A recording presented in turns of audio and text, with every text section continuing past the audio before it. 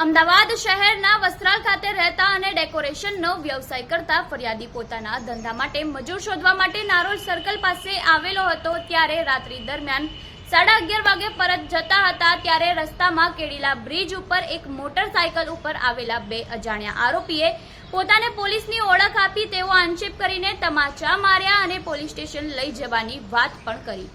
તેમજ પોતાના અધિકારી સાથે વાત કરવાનું પણ જણાવ્યું અને ફોન ઉપર ત્રીજા આરોપી સાથે વાત કરી હતી ત્યારે તે ત્રીજા આરોપીએ પતાવટ કરવાની માંગ કરી અને 1 લાખ રૂપિયાની માંગ કરી ફોનમાં ગૂગલ પે મારફતે રૂપિયા 28,000 કાઢી લઈ કોઈને વાત કરીશ તો તને ફિટ કરી દેવામાં આવશે તેવી ધમકી આપી ગુનો આચરતા ફરિયાદી દ્વારા 3 અજાણ્યા આરોપી વિરુદ્ધ ઈસનપુર પોલીસ સ્ટેશનમાં પોલીસ તરીકેની ઓળખ આપીને બળજબરીથી રૂપિયા કઢાવવા બાબતની ખંડણી ફરિયાદ નોંધાવતા ઈસનપુર પીઆઈ બીએસ જાડેજા તથા તેમના સ્ટાફ દ્વારા તપાસ હાથ ધરવામાં આવી છે।